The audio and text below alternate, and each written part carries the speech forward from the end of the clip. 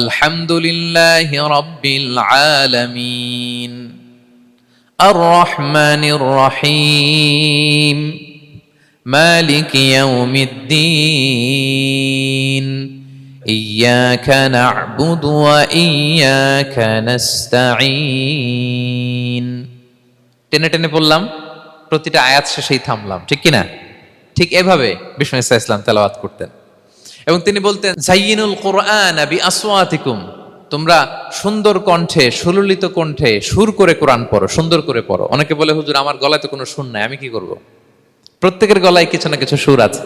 বাথরুমের ভিতরে ঢুকলে বোঝা যায়, যখন কাপড় কাচতেছেন আর গান গাইতেছেন মনের অজান্তে, তখন সুর চলে আসে।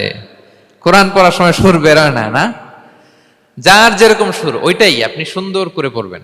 আরব শায়েখরা যেই কণ্ঠে কোরআন পড়তেন ওই কণ্ঠে আপনি সুর করে তেলাওয়াত করবেন। এবং সহিহ বুখারীর বর্ণনা বিষ্ণু ইসলাম বলেছেন, লাইসা মিন্না মান লাম ইয়াতাগান্না বিল কোরআন, যে কোরআনকে গুনগুনিয়ে সুর করে পড়ে না সে আমার উম্মত নয়। এবার বলেন, কোরআনকে সুর করে ধীরস্থির ভাবে টেনে টেনে থেমে থেমে পড়ার দরকার আছে না নাই? এভাবে পড়বেন তো সবাই? তারতিলের সাথে কোরআন পড়তে হবে। বাসায়, গাড়িতে কোরআনের তেলাওয়াত ছেড়ে দিয়ে রাখবেন। ওয়া ইযা কুরিআল কুরআনু ফাসতামিউ লাহু ওয়া আনসিতু লাআল্লাকুম তুরহামুন।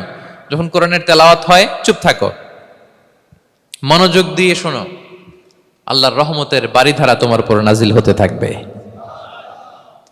বাসায় কোরআন ছেড়ে দিয়ে রাখবেন। বাসায় কি ছেড়ে দিয়ে রাখেন বলেন? হিন্দি গান, বাংলা গান, কি ছেড়ে দিয়ে রাখেন?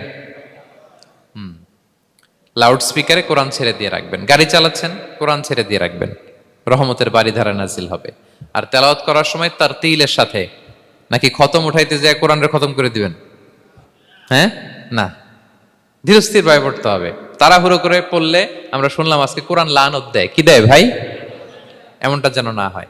তাহলে নফল ইবাদতের লিস্টে আমরা প্রথমেই রাখবো কোরআন তেলাওয়াত। শাহরু রমাদান আল্লাযী উনজিলা ফীহিল কুরআন, এই মাসে কোরআন নাজিল হয়েছে। কোরআন নাজিলের মাসে আমরা যেন বেশি বেশি কোরআন তেলাওয়াত করি। প্রতিটা অক্ষরে 10টা নেকি। পৃথিবীর এমন কোন কিতাব নাই, এমনকি হাদিসের কিতাবও না, বিষ্ণুনবীর হাদিস পড়লেও এটা নাই, শুধু কোরআন, শুধু আল্লাহর বাণী, এক অক্ষরে 10 নেকি। বিষ্ণু ইসলাম বলেন সূরা বাকারার শুরুতে যে আলিফ লাম মিমের মধ্যে এই 3টা অক্ষর বললে যে 10টা নেকি হবে এমন না, বল আলিফু হারফুন ওয়া লামু হারফুন ওয়া মিমুন হারফুন। আলিফ বললে 10 নেকি, মিম বললে 10 নেকি, লাম বললে 10 নেকি, আলিফ লাম মিম বললে 10টা সওয়াব হয়ে যাবে। এই বরকতের কিতাবকে আমরা মসজিদের সেলফে রেখে দিছি। মাকড়সার বাসা, ধুলা বালি পড়ে আছে, এটা পড়ার সময় আমাদের হয় না। আমরা যেন কোরআন তেলাওয়াত করি।